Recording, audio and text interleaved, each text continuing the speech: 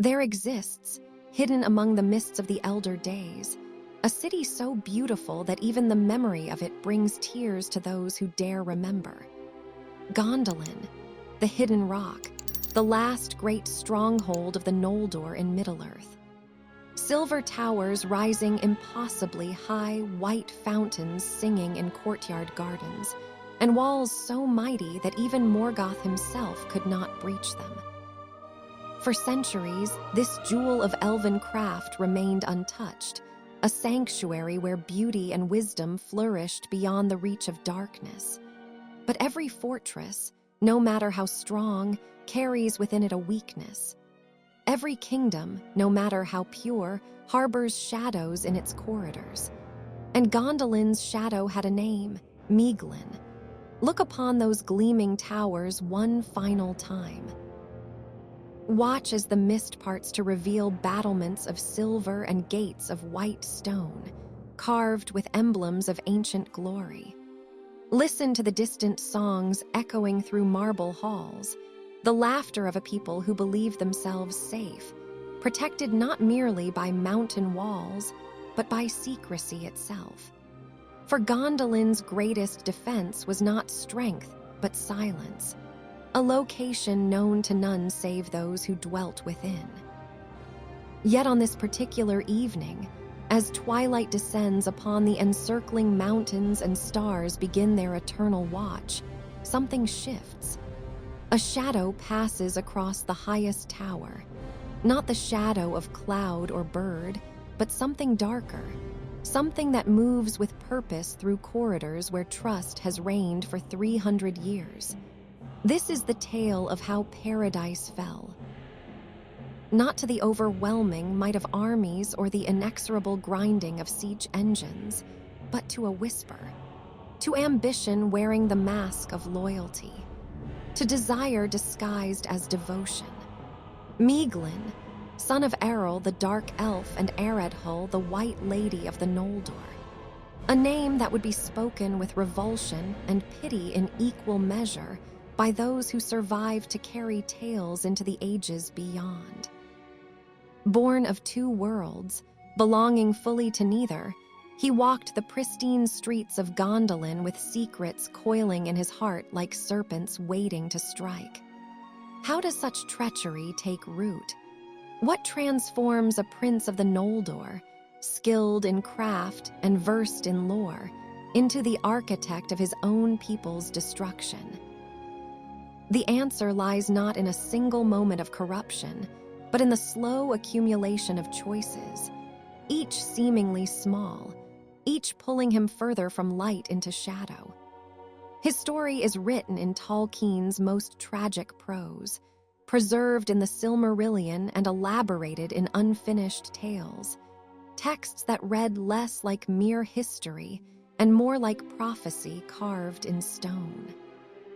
Here we find the anatomy of betrayal laid bare, the psychology of a soul torn between competing loyalties, the fatal magnetism of forbidden desire, and the terrible weight of consequences that ripple far beyond one man's choices. Tonight, we descend into that tale. We walk the very corridors where Maeglin plotted. We stand at the precipice where he made his fatal choice. We watch as the most beautiful city ever raised by elven hands falls into fire and ruin, undone not by the enemy's strength, but by the weakness of one who should have been its defender. The moon rises over Gondolin for the final time in its golden age. The fountains still sing. The towers still gleam. But in the highest chamber of the king's house, a shadow stirs. And in that stirring, doom awakens. Prepare yourself for a journey into darkness wearing the face of beauty, into betrayal wrapped in the cloak of love. This is not merely the story of Gondolin's fall. This is the dissection of treachery itself, how it begins, how it grows, how it consumes everything it touches. The tale begins not with fire and blood, but with two incompatible hearts joined in marriage, and the cursed fruit of their union, a child born to stand between light and shadow, never quite belonging to either. Maeglin. The name itself carries weight. In Sindarin, it means sharp glance, a fitting epithet for one whose gaze would pierce Gondolin's defenses from within. But before we reach the moment of ultimate treachery, before the gates open and darkness floods the hidden valley, we must understand the soil in which such betrayal took root. For Maeglin did not wake one morning and choose destruction. His path was longer, more subtle, paved with desires that seemed innocent at first. Ambition for greatness, longing for recognition, and above all, a love that could never be fulfilled. These are not the motivations of monsters. These are the temptations that whisper to any heart capable of pride. And that is what makes his story so terrifying. Maeglin's betrayal reminds us that the greatest threats often come not from beyond the walls but from within them, from those we trust most, from those who sit at our own tables and walk our own halls. The shadow has fallen across Gondolin's towers. The stage is set. Now let us trace the bloodline of doom itself, back to the dark places where it began. To understand Maeglin, we must first understand his origins, for in Tolkien's world, lineage is never merely genealogy. It is prophecy. It is doom written in blood and bone. The story begins with Eorl, called the Dark Elf, though this title speaks not of evil but of his nature. Eorl belonged to the Sindar, the gray elves who never beheld the light of Valinor, and he dwelt in the forest of Nan Elmoth where shadows gathered thick beneath ancient trees. Here, darkness was not malevolent but profound, the deep shade of primeval woods where sunlight feared to tread.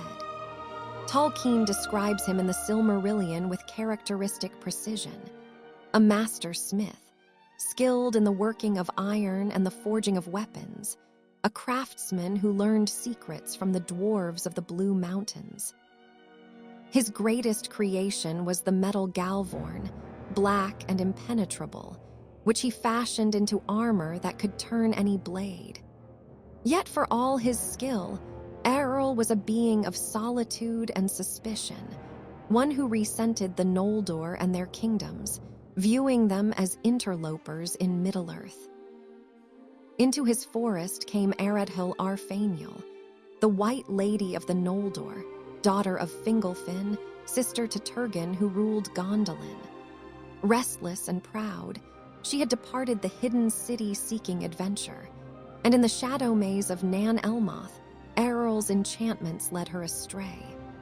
What followed remains shrouded in ambiguity that Tolkien deliberately preserved. Did Eredhil come to love Eorl willingly, or was she ensnared by subtle magics? The texts remain silent, but we know this. She became his wife, though never truly his willing companion. From this union, troubled from its inception, founded on control rather than consent, came Maeglin. His name at birth was Lomian, meaning child of twilight, a designation that speaks volumes. Not child of darkness, nor child of light, but something between, eternally suspended in the gray space where neither sun nor star fully illuminates. The boy grew in Nan Elmoth, learning his father's crafts and his father's resentments. Eorl taught him the secrets of smithwork and the geography of darkness, but withheld from him knowledge of his mother's people. Eredhil, meanwhile, spoke to her son in whispered stories of Gondolin's glory, the city she could not return to, the brother she had left behind, the inheritance that should have been Maeglin's by right. Here, in these early years, the seeds of Maeglin's later treachery were planted. Not intentionally, not maliciously, but inevitably. He was raised on resentment and longing, on his father's bitterness and his mother's yearning. Two competing narratives warred within him. Eorl Errol's dark pride and isolation versus Eredhul's tales of Gondolin glory and beauty beyond imagining. When Maeglin reached young manhood, the inevitable occurred. Eredhul could bear her captivity no longer, and together mother and son fled Nan Elmoth, seeking the hidden paths to Gondolin. Errol pursued, driven by rage at this final rejection, and here the family's doom reached its first terrible fulfillment. The texts record what happened with stark clarity. Errol was brought before Turgon's judgment seat, offered a choice between remaining in Gondolin or dying, for none who found the hidden city could leave to betray its location. In his fury and pride, Errol chose a third option. He hurled a javelin at Maeglin, seeking to slay his own son rather than see him embrace the Noldor he despised.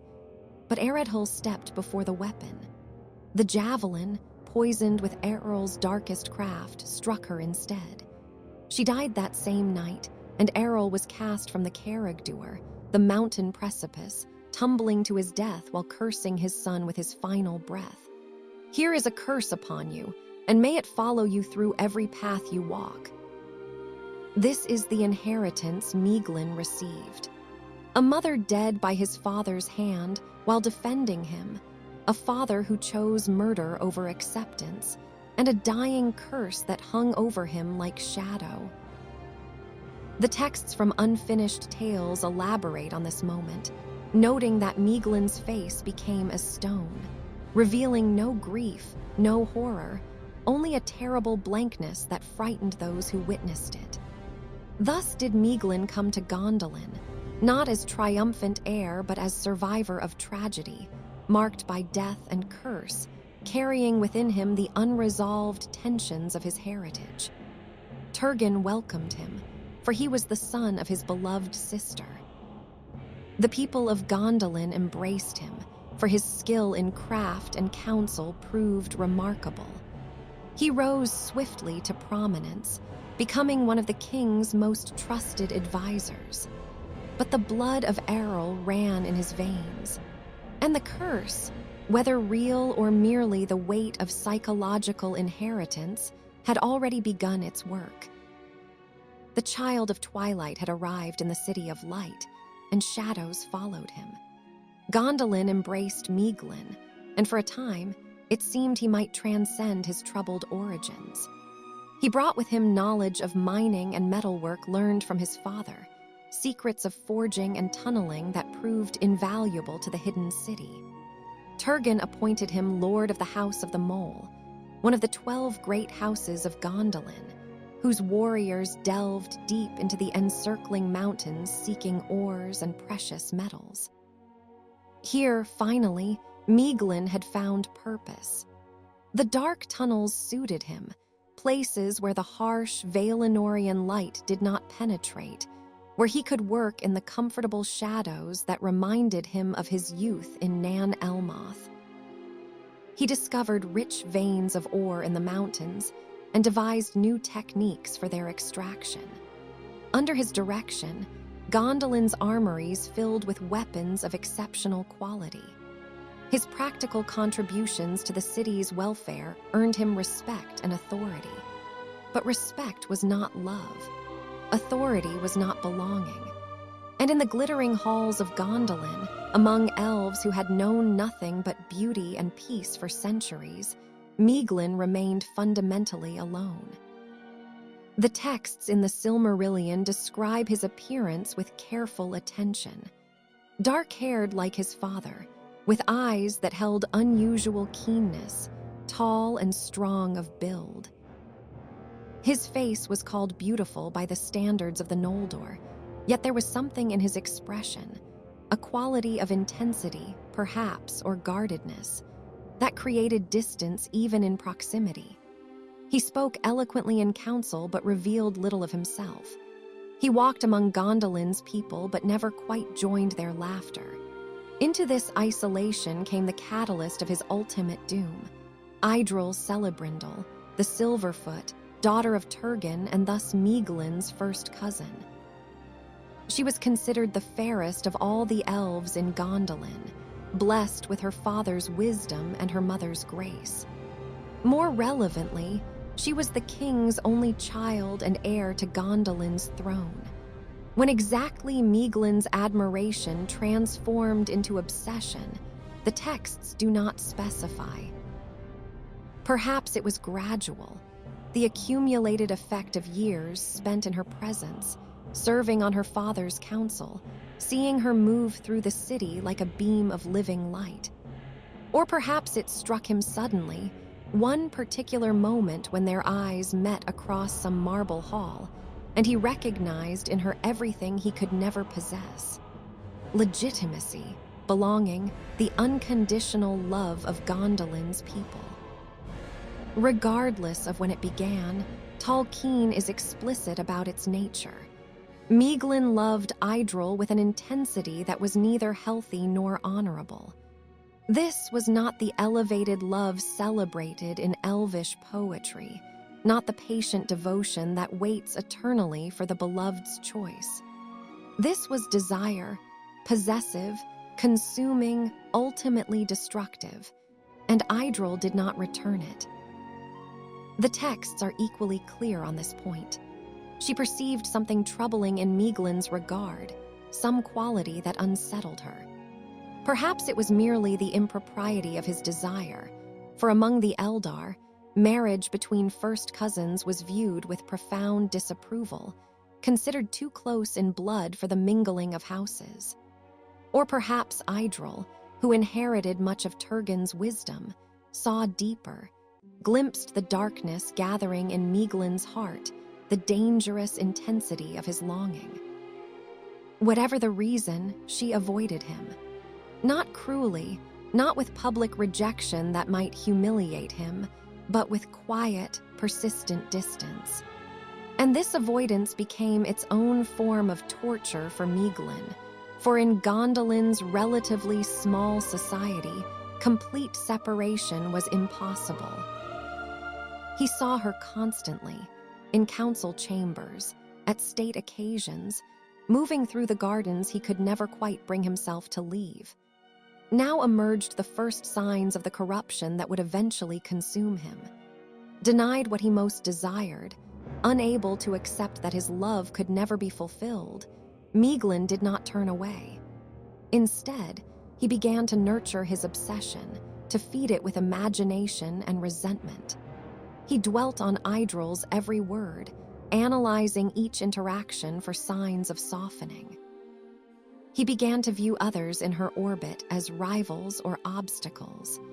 Chief among these obstacles was Chuer, the mortal man who had found his way to Gondolin through Ulmo's guidance. The tale of Chuer's arrival is recorded extensively in unfinished tales, and Maeglin witnessed it with growing horror. Here was a mortal, inferior in every way by Maeglin's reckoning, short-lived and less gifted, who had somehow achieved what Maeglin could not, Idril's genuine affection. The texts describe Maeglin's reaction with psychological precision. He opposed Chuer's acceptance into Gondolin, arguing in council that the mortal's presence endangered their secrecy. When Turgon overruled him, Maeglin grew withdrawn, speaking less frequently but watching always. And when it became clear that Idril and Chuer had fallen deeply in love, when their betrothal was announced, something fundamental broke within him. This is the moment Tolkien identifies as the turning point, not when Maeglin later betrayed Gondolin to Morgoth, but here, when he chose to nurture bitter resentment rather than accept reality with grace. The elves are capable of tremendous constancy in love, waiting ages for their beloved if necessary. But Maeglin's love had never been patient or selfless. It had always been about possession, about filling the emptiness inside himself with someone else's light. Now that light was definitively denied him, and in the absence of light, shadow rushed in to fill the void. He began to change. Those close to him noted it, a new hardness in his eyes, a tendency towards cynical counsel in Turgon's discussions of policy. Where once he had argued for Gondolin's strengthening, now he sometimes seemed to delight in pointing out vulnerabilities, weaknesses in the city's defenses. His work in the mines took him away from the city for increasingly long periods, and when he returned, he seemed more remote, more closed within himself. The people of Gondolin, trusting and unpracticed in suspicion, noticed these changes but misinterpreted them. They attributed his grimness to disappointment in love, a natural if unfortunate development, they thought, which time would heal. None suspected the depth of his rage, the extent of his wounded pride. None understood that Maeglin had begun to ask himself a terrible question. If Gondolin would not give him what he desired, if this city that should have been his inheritance by blood would instead pass to a mortal stranger, then why should he continue to defend it? What loyalty did he truly owe to those who denied him? These were not the thoughts of a hero, but neither were they yet the thoughts of a conscious traitor. Maeglin stood at a threshold, peering into darkness, not yet committed to crossing, but no longer certain he wished to turn back. The gardens of Gondolin bloomed on, beautiful and oblivious. The fountains sang their ancient songs. And in the deep places beneath the mountains, Maeglin's tunnels delved ever deeper, seeking ores and metals, and perhaps, though he did not yet admit it even to himself, seeking something else. An escape, an alternative, a path that would lead away from the unbearable pain of watching Idril build a life with another. In the darkness of those mines, choices began to crystallize, and the shadow his father had placed upon him found fertile ground at last. There exists in Tolkien's moral universe a principle that makes his work profoundly unsettling. Evil rarely announces itself with trumpets and declarations. Instead, it whispers. It suggests. It presents itself not as corruption, but as justified response to injury, as reasonable solution to unbearable circumstance. This is how Shadow approached Maeglin, not as obvious darkness, but as the seductive logic of resentment given voice. Consider his position with clear eyes. He had been raised in isolation by a father who hoarded him like treasure, fled to a city that should have welcomed him as prince, but instead marked him as the son of a murderer and victim of a curse.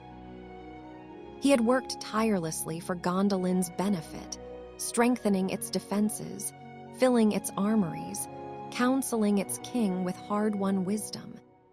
He had loved purely, or so he told himself, and been rejected not merely by one woman but implicitly by the entire city when they celebrated Idril's choice of Chewer over him. From a certain perspective, from the perspective of someone already wounded and prone to self-justification, it would be easy to construct a narrative of injustice. The Noldor spoke endlessly of their own nobility, their superiority over men and even other elves, yet here they elevated a mortal to the highest position in their most sacred city. They preached about honor and loyalty, yet they had allowed his father to die cursing and his mother to perish without justice. These thoughts circulated in Maeglin's mind with increasing frequency, and thoughts, Tolkien understood, are never merely abstract. They shape perception. They color interpretation. They transform the world we inhabit. The texts in Unfinished Tales provide glimpses of this psychological deterioration. Maeglin began spending more time alone, declining invitations to festivals and celebrations. When he did attend council, his contributions grew increasingly pessimistic. Where Turgon spoke of Gondolin lasting until the ending of the world, Maeglin mentioned hidden weaknesses, potential vulnerabilities. Not obviously treasonous, indeed, arguably the opposite, the counsel of a prudent advisor anticipating threats. But there was a new quality to these observations, a lingering on disaster scenarios that went beyond caution into something darker. His work in the mines took him to the northern boundaries of the encircling mountains, far from Gondolin proper. Here, the texts suggest, he began to encounter others, scouts, perhaps, or wanderers who should not have been so close to the hidden valley. Exactly when Maeglin first made contact with Morgoth's servants remains ambiguous in Tolkien's writings, deliberately so, for this allows us to understand the gradual nature of his fall. It likely did not begin with conscious betrayal. Perhaps the first encounters were chance meetings with travelers who asked innocent-seeming questions about the mountains and their mysteries. Perhaps Maeglin said little at first, maintaining his king's secrecy from mere habit. But each encounter planted seeds, reminders that a larger world existed beyond Gondolin, a world where power was not determined by Turgon's favor or Idril's choice. The psychology here is crucial to understand. Maeglin did not wake one morning and decide to destroy his people. Rather, he began to separate himself emotionally from Gondolin, to view it with increasing detachment. This is the first and most necessary step toward betrayal, the creation of psychological distance between the self and those who will be harmed. He began to think of the Gondolindrim not as we, but as they, not as his people, but as those who had rejected him. And into this carefully cultivated detachment came temptation in its most insidious form, not obviously evil, but dressed in the language of his own desires given back to him. The texts do not specify exactly how Morgoth's agents identified Maeglin as a potential traitor, but we can infer their method, for it follows the ancient pattern of corruption. They observed him, noted his isolation, perceived his wounds. They did not approach with threats or demands. Instead, they offered understanding, sympathy for his position, recognition of his worth that Gondolin had failed to provide. Imagine Maeglin in the deep mountain passes, encountering one who speaks with honeyed words. You are clearly a prince of the Noldor, yet you labor in mines like a common worker. Why does Turgon not appreciate your true value? Why does he elevate mortals over his own blood? These questions, carefully calibrated, would not seem like temptation. They would seem like validation, someone finally seeing and acknowledging the injustice he had suffered. From such beginnings, relationships develop, not suddenly, but gradually. A word here, a conversation there. Perhaps they brought him news of the outside world, reminding him that Gondolin was not the entirety of existence.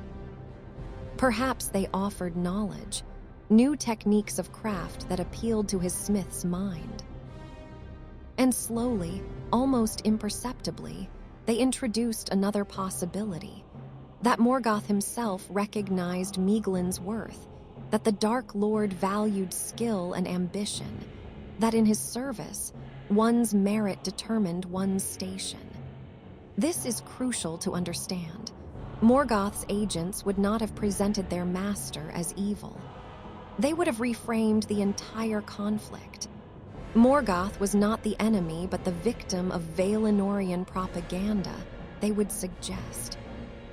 The Valar were jealous guardians hoarding power and beauty in the West, and the Noldor who remained loyal to them were deluded fools clinging to ancient grievances. Morgoth represented change, ambition, the recognition of true merit regardless of lineage. And there was just enough truth in these lies to make them plausible to someone who wanted to believe them. For the Noldor had rebelled against the Valar once already, had pursued their own ambitions despite divine disapproval. Morgoth had been a Vala himself before his fall, which could be reframed as principled rejection of an unjust order. These reinterpretations, presented to a mind already nursing grievances, found fertile ground.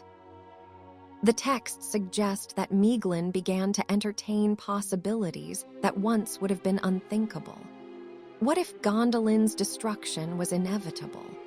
It was just one small city standing against a power that had consumed most of Middle-earth. If its fall was certain, was there not wisdom in securing one's own position before the end? And if that position came with rewards, power, recognition, perhaps even leverage regarding Idril, then was cooperation with Morgoth truly betrayal or merely pragmatic acceptance of reality? This is how reason corrupts itself. By small degrees, by incremental justifications, by the gradual acceptance of premises that lead inevitably to monstrous conclusions. Yet still, Maeglin had not acted. He had not betrayed. He stood at the boundary, knowing what crossing would mean, not yet committed. The texts from the Silmarillion are clear that his actual betrayal came later, under specific circumstances. But the groundwork was laid, his heart prepared, his loyalties loosened, his conscience preemptively justified. In the high halls of Gondolin, none suspected. Turgon trusted him. The people respected him. He continued to serve in council, to oversee the mines, to perform all the duties of his position. The mask held perfectly. But beneath it, something fundamental had shifted.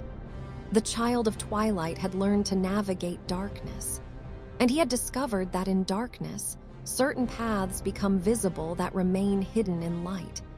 Paths that promised an end to pain, to rejection, to the unbearable situation of desiring what could never be his.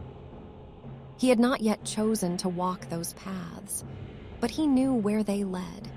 And with each passing day, the temptation to take that first step grew stronger. The exact moment of Maeglin's capture is recorded in the Silmarillion with the precision of disaster long remembered. It came in the year 510 of the First Age, when Maeglin ventured far into the encircling mountains, further than wisdom should have allowed, into regions where Morgoth's servants moved more freely than any from Gondolin realized. He was prospecting, or so the official record states, seeking new veins of ore in the northern reaches where few of his miners dared venture. But the texts hint at something more deliberate in his ranging, a recklessness that suggests not mere dedication to his craft, but something darker. Perhaps the unconscious desire to force a crisis, to move beyond the paralyzing stasis of temptation into action, whatever the consequences. There, in a high pass where mountain eagles sometimes wheeled, and the air grew thin enough to make even elven lungs labor, Morgoth's hunters found him. Not by chance. They had been watching, waiting for the right moment. And when they struck, Maeglin discovered that all his careful dalliances with shadow, all his intellectual flirtations with betrayal, had not prepared him for the reality of Morgoth's power. They dragged him to Angband, that fortress of iron and malice in the north, where darkness held court in mockery of the beauty it had once possessed when Morgoth was still Melkor the Mighty, fairest of the valor before his fall. The texts do not describe the journey in detail, but we can imagine it. The long march through lands blasted by war and evil, the growing dread as the towers of Thangorodrim loomed larger, the final descent into tunnels that made Maeglin's mines seem like pleasant grottos by comparison. And there, in the deepest throne room of Angband, Maeglin stood before Morgoth himself. What does one say about this encounter? Tolkien understood something profound about power and its corruption. Morgoth was no mere warlord or tyrant. He had been present at the creation of the world, had participated in the music of the Aenir that shaped reality itself. Even diminished by his evil works, even reduced from his original majesty, he retained presence enough to unmake lesser wills simply by the force of his regard.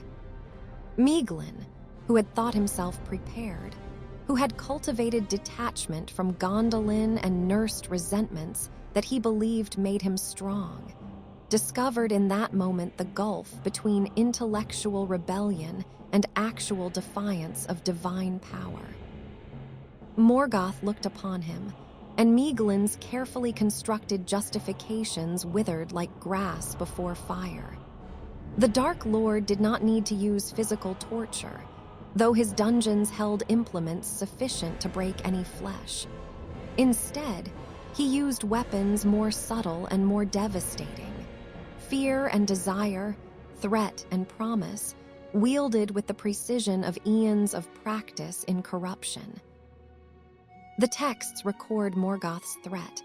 If Maeglin would not reveal Gondolin's location willingly, he would be tortured until he broke, and his screams would be legendary even in Angband, where pain was an art form.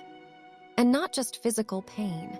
Morgoth, who knew the depths of cruelty, promised that Maeglin would watch his own people suffer, that he would be forced to witness the implementation of every horror he refused to prevent. But alongside this threat came something more insidious: promise. Reveal Gondolin, and Maeglin would not merely be spared, he would be elevated. Morgoth pledged him high place in the new order, authority over the survivors, mastery of Gondolin's ruins. And most devastating of all, most perfectly calibrated to Maeglin's specific weakness, Morgoth promised him Idril herself. Let this sink in.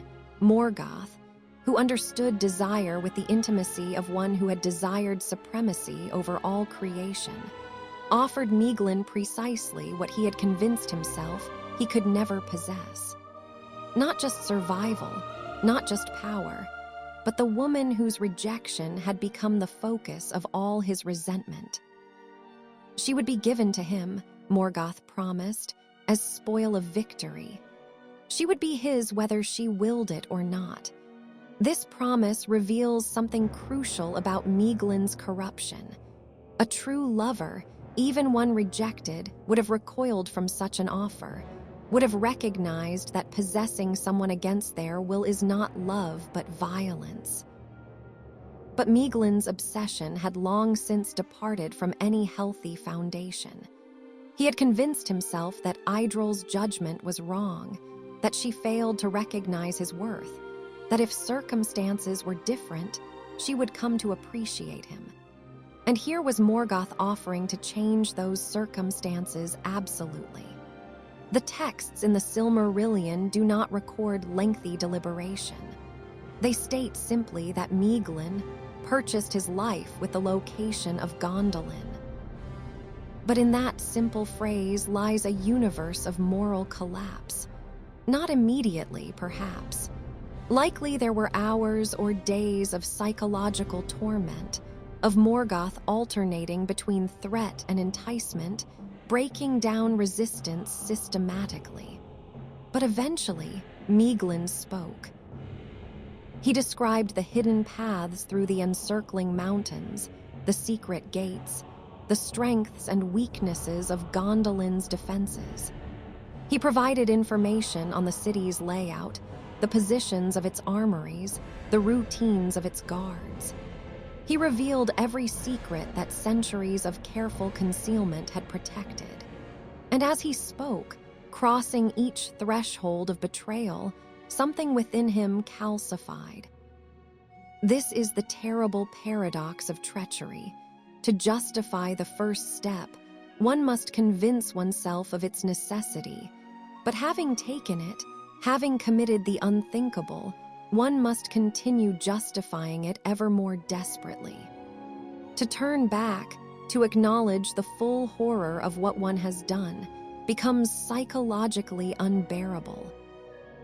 So one continues forward, compounding betrayal upon betrayal, each making the previous one seem less monstrous by comparison.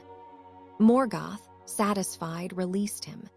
This itself speaks volumes about the nature of Maeglin's corruption.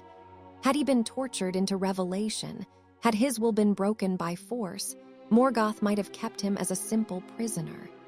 But because Maeglin had chosen, however much threat and promise influenced that choice, Morgoth understood he would continue to serve. The Prince of Gondolin had become a collaborator, and collaborators police themselves more effectively than any jailer. Maeglin returned to Gondolin bearing instructions. He was to wait, to watch, to provide what additional information he could gather, and when Morgoth's forces approached, he was to ensure the city's defenses were compromised at the crucial moment. And in exchange, when the city fell, he would receive his promised rewards. The texts note that none in Gondolin suspected his treachery upon his return. He seemed shaken by his ordeal in the mountains, which was true enough, but attributed it to close calls with Morgoth's patrols and the challenges of the passes. He resumed his duties, attended councils, supervised the mines. The mask held perfectly because by now it was no longer truly a mask. Maeglin had so thoroughly convinced himself of his justifications that he likely believed his own performance of normalcy. Yet something had changed, and those with wisdom to see noted it. Idril, who had always perceived something troubling in Maeglin, now found his presence actively disturbing. She could not articulate why, but she trusted her instinct. She began to urge Chuer to prepare a secret way of escape from Gondolin, a hidden tunnel known only to them and a few trusted others. When Chuer asked why such precautions were necessary in the most secure city in Middle-earth, she could only say that she felt a shadow gathering. Her intuition, as would become clear, was the last faint whisper of Providence trying to warn Gondolin before it was too late. Maeglin watched her suspicion grow, and it only deepened his resolve. She rejects me still, he thought. She trusts in Chuer and doubts me even now, after all I have done for this city. His mind bent every observation to fit his narrative of victimhood, never acknowledging that Idril's instincts were perceiving the reality he tried to hide. The years passed, for Morgoth was patient, and his preparations for the assault on Gondolin were meticulous. During this time, Maeglin lived in a state of suspended doom. He knew what was coming. He knew that every dawn might be Gondolin's last. And he knew that when it came, his choices had ensured he would stand among the architects of its destruction. Did he feel guilt? The texts do not say explicitly, but we can infer from his later actions that if guilt existed, he had learned to suppress it beneath layers of justification and resentment. He had made his choice. He would see it through, and he would claim his reward. The storm clouds gathered over the encircling mountains, visible to those with eyes to see. But Gondolin, secure in 3 centuries of safety, did not look up. They trusted in their secrecy, in their walls, in the wisdom of Ulmo who had guided their founding. They did not understand that trust itself can become a vulnerability, that the longest-held security breeds the deepest complacency. And in the high councils of Angband, Morgoth prepared his greatest stroke. Not merely an army, but an overwhelming force specifically designed to break Gondolin's unique defenses. Dragons and Balrogs, creatures of nightmare, engines of destruction that would render walls and valor equally meaningless. The date was set. The forces gathered, and Maeglin, moving through Gondolin's beautiful streets, knew down to the day when everything would end. He watched the fountains play and the children dance and the craftsmen ply their trades, and he knew that soon all of this would be ash and memory. and still he said nothing. He warned no one. He did not reconsider or repent. The gates would open, but not from without. They would open from within, betrayed by one who should have defended them unto his last breath. The shadow had fallen, and doom approached with fire in its wake. The assault came during the gates of summer, during Gondolin's greatest festival, when the city celebrated the seasons turning with music and revelry. This timing was not coincidence, but deliberate cruelty. Morgoth understood that maximum horror comes from the shattering of maximum beauty, that the same joy which makes celebration glorious makes its destruction all the more devastating.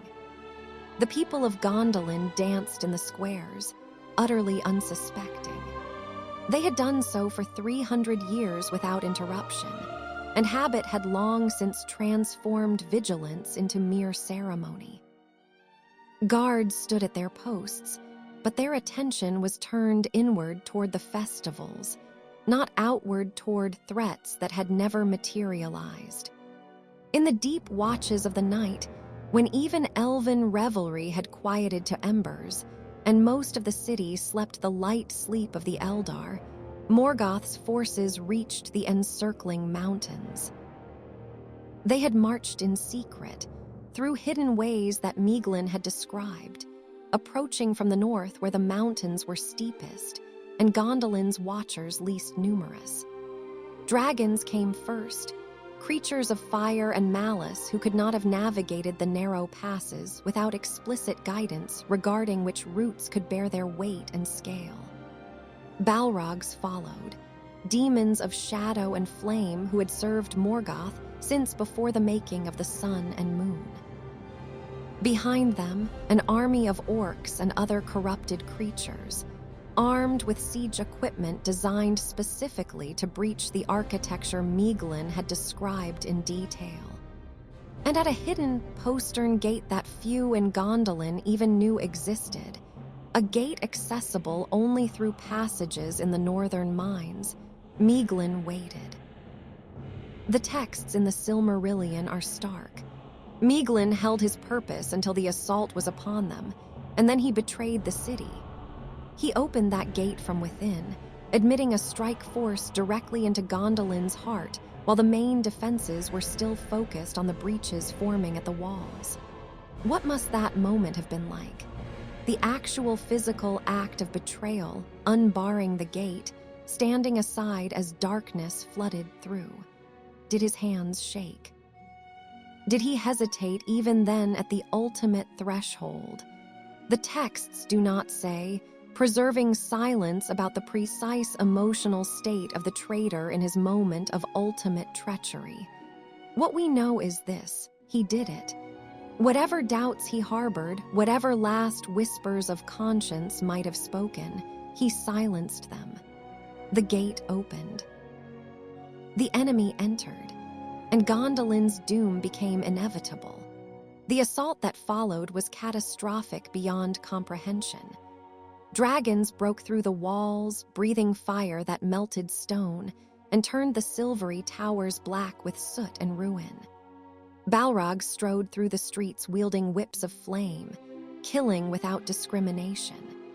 The armies of Morgoth poured through multiple breaches now, overwhelming defenders who had trained for centuries but never truly believed they would face the test.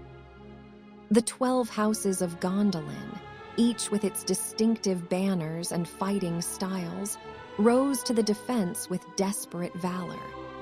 The House of the King, the House of the Fountain, the House of the Harp, all fought with the courage of those defending not merely their lives, but their entire civilization. The texts describe battles of such heroism that they became legendary even in the telling. Ecthelion of the Fountain slaying Gothmog, Lord of Balrogs, in single combat even as he himself fell. Glorfindel dueling another Balrog on a mountainside, dragging it down to mutual destruction to protect the refugees fleeing the city's fall. But valor, however magnificent, could not overcome the brutal mathematics of the assault. Gondolin had been designed to resist siege, not to withstand enemies already inside the walls attacking from multiple directions simultaneously. The advantage of secrecy, once lost, could not be reclaimed. The advantage of fortification meant nothing when dragons could simply melt through stone. Maeglin, meanwhile, had his own objective. While the city burned around him, while his people died defending their homes against the treachery he had enabled, he went hunting for his promised prize. He sought Idril, forcing his way toward the king's house, where she sheltered with her son Eärendil and her husband Tuor. Here the texts become more detailed, for this confrontation represented the personal culmination of Maeglin's obsession. He found Idril attempting to flee toward the secret way she had, with providential foresight, convinced Tuor to prepare. Eärendil, still a child, stood with his mother. And Maeglin, with the city crashing down around them, with screams and fire filling the air, tried to claim what Morgoth had promised him. He seized Eärendil, whether as hostage or from simple cruelty, the texts do not specify, and attempted to hurl the child from the walls. This act reveals the complete corruption of whatever had once been noble in Maeglin.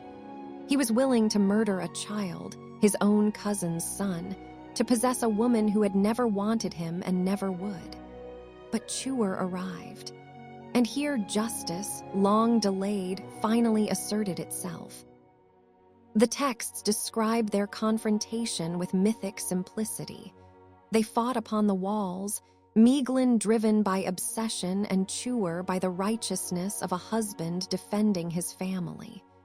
The outcome was never in doubt. Tuor was the greater warrior, but more than that, he fought with the clarity of purpose that comes from being utterly in the right. Maeglin fell. Some versions suggest Tuor killed him and cast his body from the walls.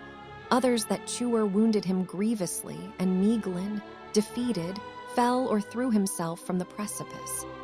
Either way, his ending came at the same place his father Errol had died, the Carragdúr, the mountain precipice. The curse Errol had spoken, that doom would follow Maeglin through every path, had found its final fulfillment. As he fell, did he understand what he had done? Did clarity come in those final moments, or did he die still believing himself the victim, still nursing his grievances? The texts do not say. Tolkien allows Maeglin the privacy of his final thoughts, whatever they might have been. What we know is that he died as Gondolin died, both falling to ruin simultaneously, both destroyed by the same betrayal. His body tumbled down the mountain face, broken on the rocks where his father's bones still lay. And above, the city he had condemned burned through the night, its towers crashing down, its people fleeing through secret ways or dying in the flames. The fall of Gondolin lasted all through that terrible night and into the next day. By the time Morgoth's forces withdrew, glutted with destruction, Gondolin existed only as ruins, broken stone and ash, a city remembered rather than inhabited. Some escaped through Idril's secret tunnel, Tuor and Idril themselves, their son Eärendil, who would later bear the Silmaril to Valinor and become a star, and a remnant of the Gondolindrim who would preserve the memory of what had been lost. But the vast majority perished, the knowledge and beauty they had cultivated for 3 centuries erased in a single night of fire and betrayal. And all of it, every death, every shattered tower, every life cut short, could be traced back to one opened gate, one whispered revelation to the enemy, one prince who chose his own desires over his people's survival. Maeglin's betrayal was complete, and its consequences would echo through all the remaining centuries of the First Age and beyond.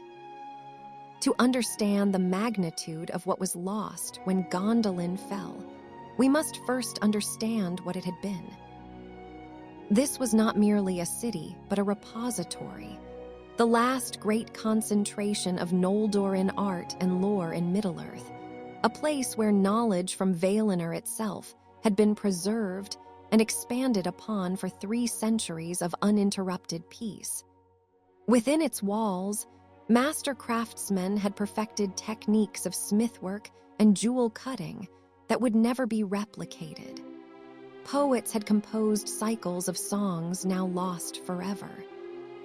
Scholars had maintained libraries containing records of the elder days, first-hand accounts of the creation of the world and the wars that followed, manuscripts that chronicled the thoughts of those who had walked in Valinor under the light of the 2 trees. All of this gone. The libraries burned. The workshops melted to slag. The masters killed, their knowledge dying with them. Tolkien, who had witnessed the destruction of countless irreplaceable books and manuscripts in the wars of the 20th century, understood profoundly the permanence of such loss. What burns cannot be unburned. What is forgotten cannot be simply remembered. The human cost, if we may use that term for elves, was staggering. The texts in the Silmarillion do not provide specific casualty figures, but we can infer from the descriptions. Of the 12 great houses of Gondolin, each numbering thousands of warriors not counting their families and dependents, only scattered remnants escaped. The House of the Mole, Maeglin's own house, was noted as being entirely destroyed. Whether they fell defending the city or were specifically targeted by Morgoth's forces as associated with the traitor, we do not know. Turgon himself, the king who had ruled Gondolin since its founding, perished in the destruction of his tower. He refused to flee even when the end was certain, choosing instead to die with his city rather than survive its loss. This decision speaks to the depth of his despair. For 3 centuries, he had believed Gondolin invulnerable, had trusted in its secrecy as absolute protection.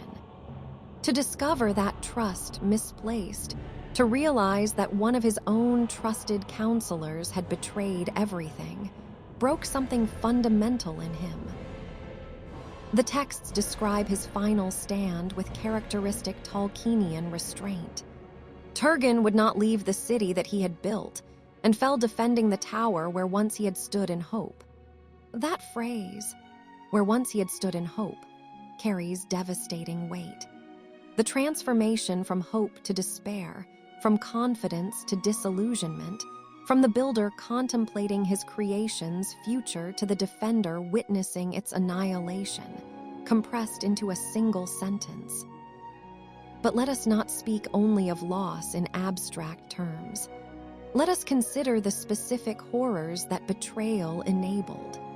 Because of Maeglin's treachery, dragon fire consumed the craftsmen in their workshops, burning them alive as they tried frantically to douse flames that would not be quenched. Because of his opened gate, Balrog stalked the residential quarters, killing families in their homes, children who had never held weapons and knew nothing of war.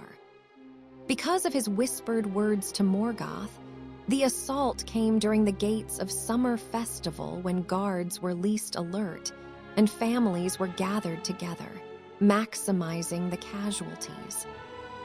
Because of his detailed descriptions of Gondolin's layout, the enemy knew exactly where to strike: the armories, the barracks, the command posts, crippling organized resistance before it could fully form.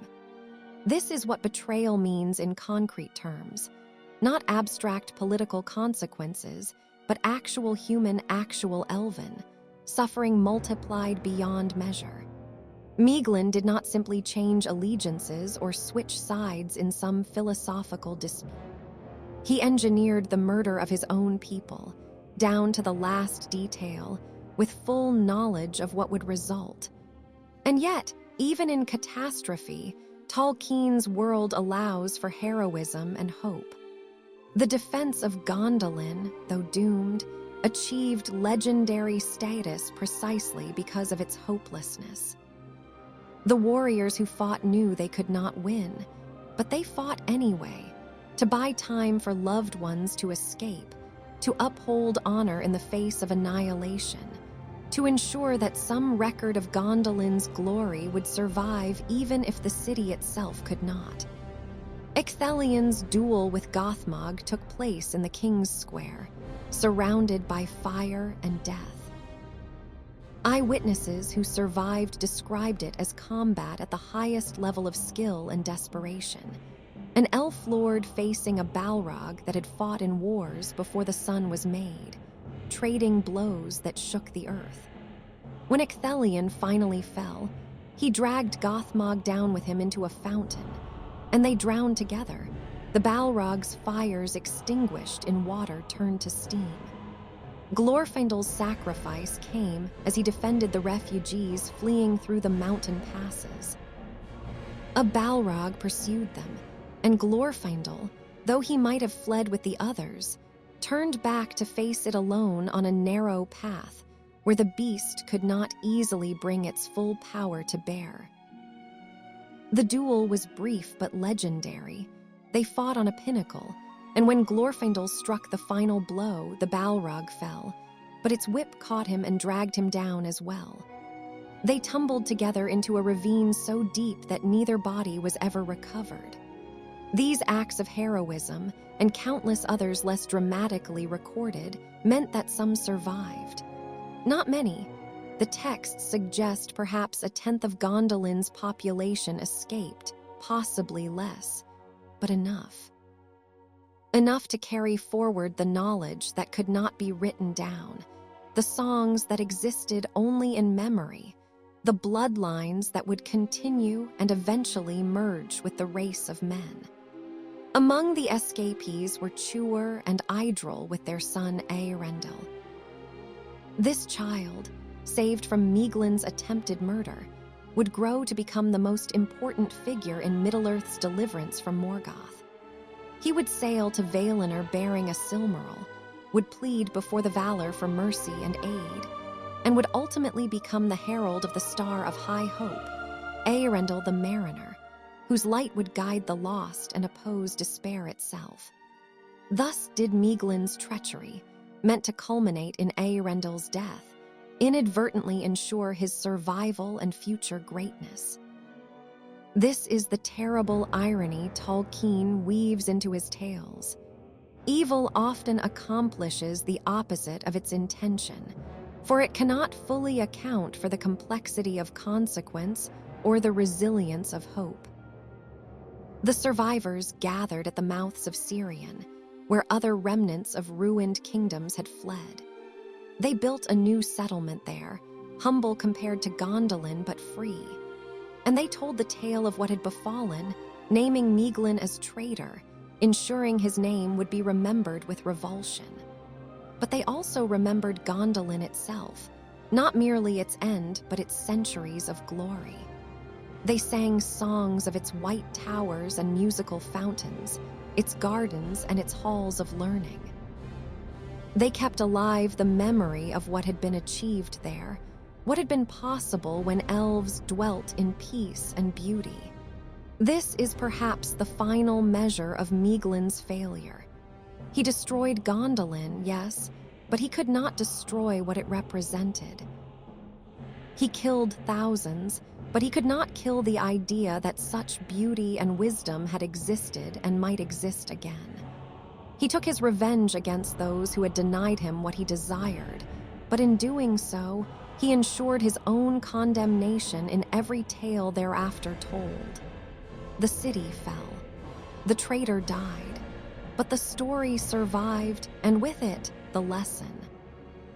Gondolin had been more than stone and silver.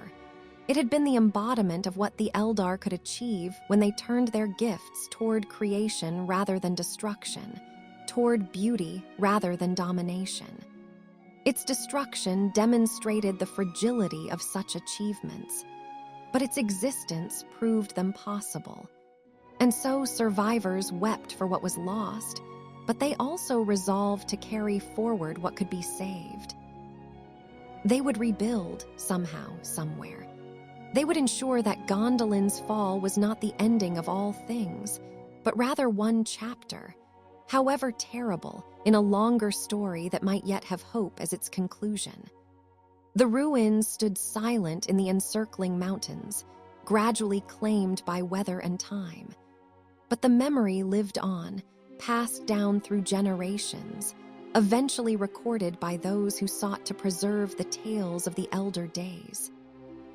And in those tales, Maeglin's name endures, not as he would have wished, celebrated and admired, but as warning. As the example of what happens when desire curdles into obsession, when grievance justifies betrayal, when one person's wounded pride is valued above the lives of thousands. The shadow of his treachery stretches long across the ages. But it does not encompass everything. Light remains, carried forward by those who survive to tell the tale. Let us examine the precise moment of Maeglin's end, for it contains lessons about the nature of justice in Tolkien's moral universe. His death was not random tragedy, but the fulfillment of multiple narrative threads woven throughout his life. His father's curse, his own choices, and the iron logic of consequence that governs Middle-earth. Consider where he died. The Carreg-Dŵr, the same precipice from which Eorl had fallen. His father's final words had been a curse. This shall you also have, that in no matter of mine will you prosper, and death shall follow you through every path you walk. Eorl, in his rage and bitterness, had spoken truer than he knew. For Maeglin's death came precisely as he attempted to claim what he considered his, Idril, whom he had convinced himself belonged to him by right of his desire. The texts describe the confrontation with economical precision. Maeglin had seized Eärendil, the child who represented everything he was not, legitimate, beloved, the product of a union based on mutual love rather than obsession. In attempting to hurl the child from the walls, Maeglin revealed the complete corruption of his soul. Whatever nobility he might once have possessed, whatever justifications he had constructed for his betrayal, this act stripped away all pretense. This was pure malice. This was the desire not merely to possess, but to destroy what he could not have. If he could not win Idril's love, he would take from her what she loved most. If he could not belong to Gondolin, he would ensure Gondolin cease to exist. This is the logic of narcissistic rage carried to its ultimate conclusion, the willingness to annihilate rather than accept defeat. Tuor's arrival disrupted this final atrocity. The texts do not give us dialogue, only action. They fought upon the wall. But we can imagine what Maeglin must have felt in that moment. The collision of his fantasies with reality. The arrival of the man who represented everything he resented, fighting now not for abstract honor, but for his son's life. Tuor possessed advantages beyond mere martial skill. He wore armor forged in Gondolin's greatest workshops. He wielded weapons blessed by Ulmo, the Vala who had sent him to the hidden city for this very purpose, not to prevent its fall, which was fated, but to ensure that something would survive. More than this, Tuor fought with the clarity that comes from defending what is genuinely precious, while Maeglin fought from the chaos of obsession and self-justification. The outcome was inevitable. Maeglin was skilled.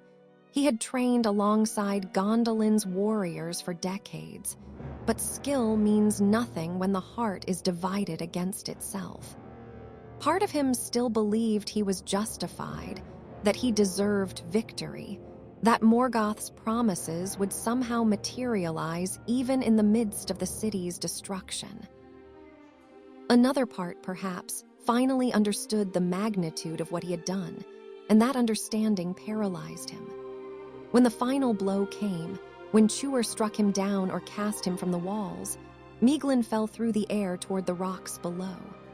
The same trajectory his father had traced, the same destination, the same crushing finality. Whatever his last thoughts were, regret, defiance, despair, or the simple animal terror of falling, the texts preserve them in silence. His body shattered on the rocks. No one recovered it for honorable burial. No songs were sung in his memory. He became, in death, exactly what he had most feared in life, utterly forgotten except as cautionary tale, his name synonymous with treachery, his ambitions revealed as delusions. But let us not make the mistake of viewing Maeglin's death as somehow redemptive or satisfying in a simple sense. Tolkien understood that the death of a traitor does not undo the consequences of treachery. Maeglin's fall brought justice, yes, but it did not resurrect the thousands he had killed. It did not rebuild the city he had betrayed. It did not restore the knowledge lost when Gondolin's libraries burned. This is crucial to understanding Tolkien's moral vision. Evil creates debt that cannot be simply paid off.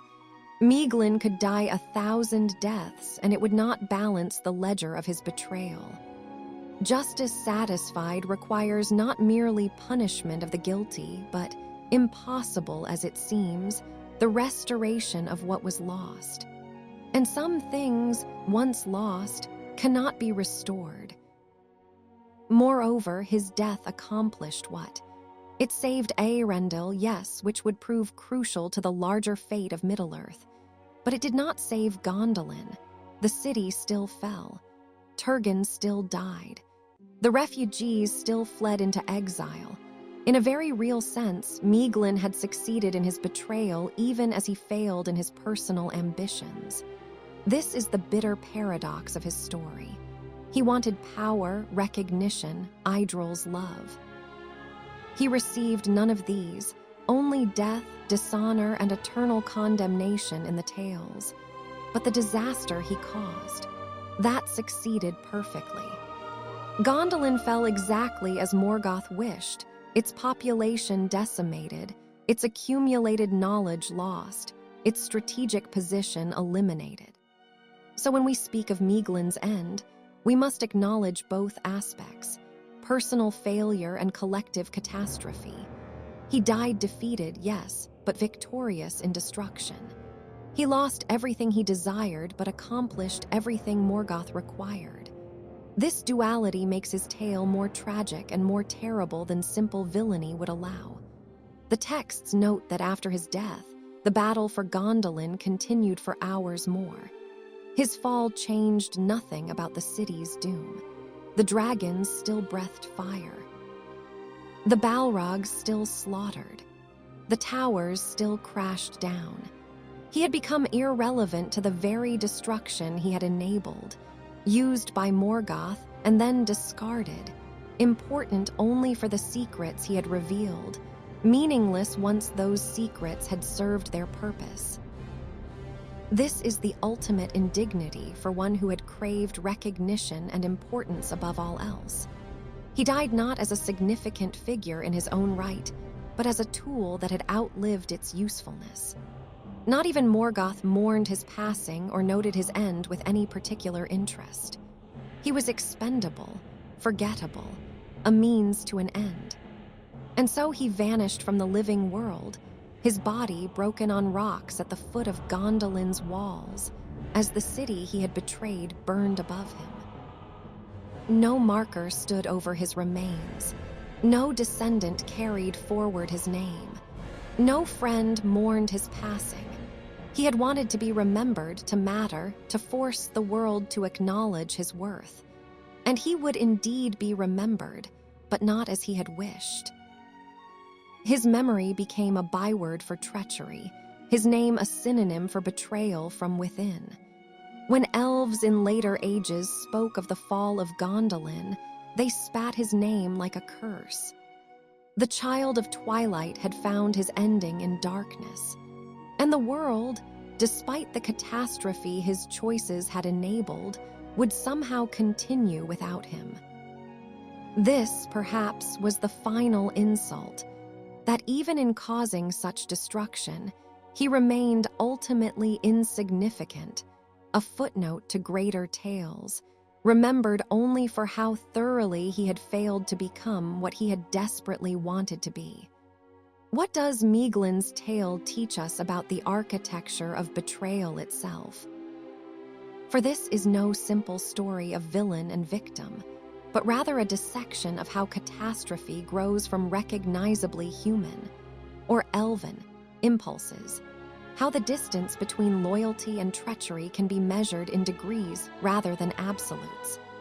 Tolkien, who served in the First World War and witnessed friends betrayed by leaders who sent them to die for meaningless objectives, understood betrayal in its various forms. He knew it was not always dramatic or obvious. Sometimes it wore the face of duty. Sometimes it spoke with the voice of reason. And sometimes, most dangerously, it wrapped itself in the language of justice and legitimate grievance. Maeglin's betrayal began not with evil intention, but with understandable pain. He had been rejected in love, a universal experience that countless beings across all races and ages have endured. He had been denied recognition for his contributions, another common grievance, the feeling of being undervalued despite one's efforts. He had experienced trauma, the death of both parents in violent circumstances, bearing his father's curse, isolation in his youth. These are not the experiences of a monster, but of a damaged person. And here lies Tolkien's warning. Damage does not excuse destruction. Pain does not justify causing greater pain. The fact that we can understand and even sympathize with Maeglin's wounds does not diminish the horror of his choices. This is the first lesson. Betrayal often begins with legitimate grievance, but crosses into evil when it values personal satisfaction above collective welfare. Maeglin had every right to feel hurt by Idril's rejection. He had no right to murder thousands because of it. The proportionality matters. The scale matters. The second lesson concerns the nature of obsession. Maeglin's love for Idril began, perhaps, as genuine affection. But love, when it cannot accept the beloved's autonomous choice, when it insists on possession rather than honoring freedom, transforms into something monstrous. He did not love Idril as a person with her own will and desires. He loved the idea of her, what possessing her would mean for his status and self-image. This is not love, but narcissism wearing love's mask. And Tolkien shows us how such counterfeit love becomes indistinguishable from hatred. For in the end, Maeglin was willing to destroy what he claimed to love rather than see it belong to another. This is the psychology of abusers throughout history, those who claim, if I can't have you, no one can, and make good on that threat. The third lesson involves the mechanism of moral compromise. Maeglin did not decide one day to betray Gondolin. Instead, he took small steps, each seemingly justified in isolation. He harbored resentment understandable. He withdrew from society, his right. He spent time in dangerous territories, foolish perhaps, but not treasonous. He spoke with strangers, poor judgment, but not yet betrayal. Only in aggregate, only when each small choice built upon the previous ones, did the path to ultimate treachery become clear. And by then, he was so far down that road that turning back seemed impossible. He had invested too much in his justifications, constructed too elaborate a framework of self-righteousness to simply abandon it. This is how most betrayal actually works, not as sudden rupture, but as gradual drift, not as dramatic choice, but as accumulated series of compromises, each making the next seem less significant. Tolkien, with his Catholic faith and understanding of sin as process rather than moment, captured this perfectly. The fourth lesson concerns complicity and isolation. Maeglin's betrayal was enabled partly by Gondolin's very success. 3 centuries of peace had made the city complacent, unwilling to believe in threats that had never materialized. They trusted too completely, questioned too little. When Maeglin began exhibiting signs of corruption, those signs were rationalized away. This is not to blame Gondolin for its own destruction. The guilt lies entirely with Maeglin and Morgoth. But it does suggest that communities have some responsibility to remain vigilant, to create cultures where isolation is noticed and addressed, where troubled individuals are helped before their damage becomes catastrophic. The fifth lesson involves the permanence of consequences.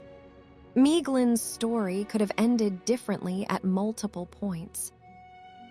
Even after his initial contact with Morgoth's servants, even after his capture, he might have chosen differently. But once he opened that gate, once he enabled the assault, the consequences became fixed. He could not undo what was done. His later death, whether he faced it with remorse or defiance, changed nothing about Gondolin's destruction. This is Tolkien's unflinching realism. In his world, as in ours, actions have consequences that persist regardless of later regret. You can be sorry. You can recognize your error. You can die for your mistakes. But the dead remain dead, and the towers remain fallen. Finally, there is the lesson about the relationship between personal and political, between individual choice and collective fate. Maeglin's story was intensely personal, a tale of family trauma, romantic obsession, and psychological damage. But his choices had geopolitical consequences, altering the entire strategic landscape of the war against Morgoth, eliminating the last great Noldoran kingdom in Middle-earth. This connection between personal and political is central to Tolkien's worldview. He rejected the idea that private choices exist in vacuum, separate from their larger effects. The betrayer in the bedroom becomes the betrayer in the council chamber. The resentment nursed in solitude eventually expresses itself in public catastrophe. Maeglin wanted his story to be about his pain, his desires, his grievances. But the actual story is about thousands of lives ended, centuries of accumulated beauty destroyed, knowledge lost, families shattered. His internal narrative collided with external reality, and reality, as always, won. The lessons, then, are multiple and complex. They resist simple summarization. But they all point toward Tolkien's central insight, that the choices of individuals matter tremendously. That betrayal is not abstract but devastatingly concrete, and that understanding how treachery develops is essential to preventing it. Maeglin's shadow stretches long across Middle-earth. But in that shadow, if we look carefully, we find not merely warning but wisdom. Hard-won, tragic, but ultimately invaluable. Dawn breaks over the encircling mountains. The sun, indifferent to the horrors of the previous night, rises as it always has and always will. Its light falls upon ruins now, upon broken towers and shattered walls, upon the blackened remains of fountains that will never sing again, upon bodies being gathered by the few survivors who dare return to search for the dead. This is what remains of Gondolin. Not the gleaming city of legend, but this. Ash and sorrow, memory made monument to its own passing. Stand here in imagination, in the silence after catastrophe. Feel the weight of what Tolkien has shown us. That beauty is fragile, that trust can be misplaced, that the strongest walls mean nothing when betrayal unlocks the gates from within. These are not comfortable truths. They do not provide easy resolution or satisfying closure. They simply are, with the weight of stone and the permanence of history. Maeglin's betrayal accomplished what Morgoth could not have achieved through strength alone. For 3 centuries, the Dark Lord had searched for Gondolin, sending scouts and spies, capturing wanderers to torture for information, offering rewards to any who could reveal its location. All failed. The secret held. The city endured, a thorn in Morgoth's dominion, a persistent reminder that not all beauty had been extinguished from Middle-earth. One conversation with a damaged, resentful prince undid 3 centuries of successful secrecy. This is the economy of betrayal, how little it requires to destroy how much.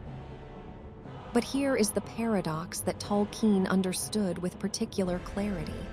Even in catastrophe, even in the depths of disaster caused by treachery, the story does not end with darkness triumphant. Yes, Gondolin fell. Yes, thousands died. Yes, irreplaceable knowledge vanished into flame. And yet Eärendil survived, saved by his father's intervention against Maeglin's attempt at murder. That child would grow to sail the forbidden seas, bear a Silmaril to Valinor itself, and become the herald of hope, the mariner whose star shines still, whose light opposes despair. The betrayal that should have ended his life instead, through its very extremity, ensured his survival and future significance. This is not to suggest that evil serves good, or that Maeglin's treachery was somehow part of a benevolent plan. Tolkien rejected such comfortable theodicies. Evil is evil, betrayal is betrayal, and the dead of Gondolin remain dead. But even in the aftermath of genuine catastrophe, possibility persists. The survivors carry forward what can be saved, and from ruins, new things eventually grow. The refugees from Gondolin joined other exiles at the mouths of Sirion. They shared their knowledge, married into other lineages, taught their crafts to new students. The specific glory of Gondolin was lost, but its influence persisted, diluted perhaps, but not entirely extinguished. Eärendil married Elwing, who bore royal blood from other destroyed kingdoms, and their sons founded the realms that would eventually become Rivendell and the Grey Havens. Thus, from catastrophe came continuity, from ending came beginning, from the fall of the hidden city came the bloodlines that would shape Middle-earth's future. Not as compensation for loss, nothing compensates for such loss, but as the stubborn persistence of life asserting itself even in disaster's wake. What then are we to make of Maeglin's tale in its entirety?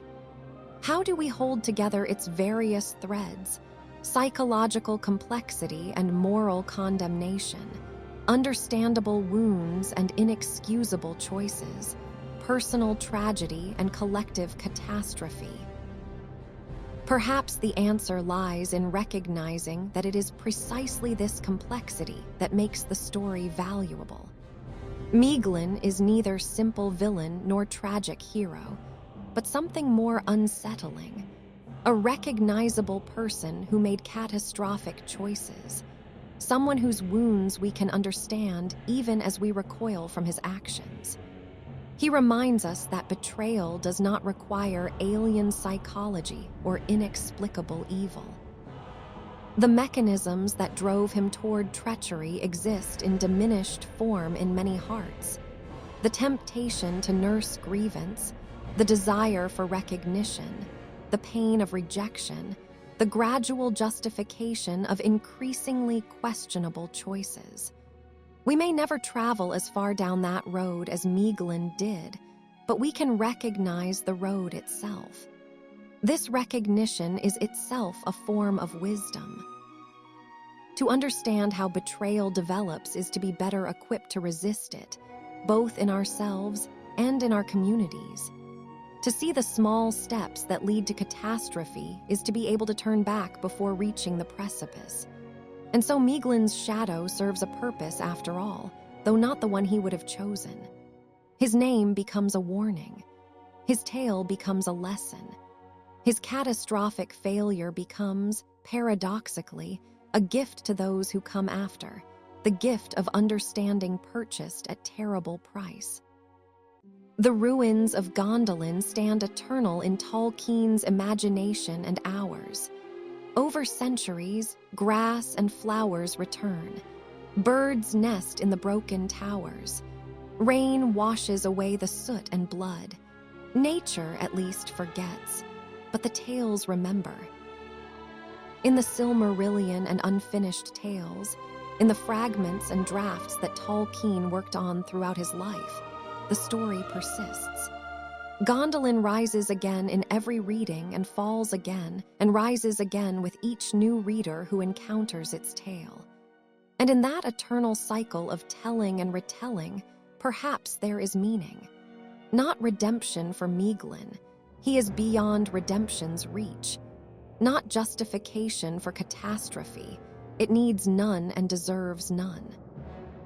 But perhaps there is preservation of what matters, the memory of beauty lost, the warning against betrayal's mechanisms, the stubborn insistence that stories of disaster are worth telling because they contain truth. The sun rises over the encircling mountains. The ruins endure. And somewhere in the imagination of those who love Tolkien's world, Gondolin stands still, eternal and doomed, beautiful and tragic, lost and somehow present. This is the gift and burden of story, to preserve what time destroys, to make permanent what was transient, to ensure that even fallen cities and failed princes continue to teach long after their physical forms have returned to dust. Maeglin died. Gondolin fell. But the tale lives on, a whisper that becomes a voice that becomes a song that will not be silenced while there are those who choose to listen. In the end, that persistence, the refusal of memory to submit to entropy, may be the truest defiance of darkness that any story can achieve.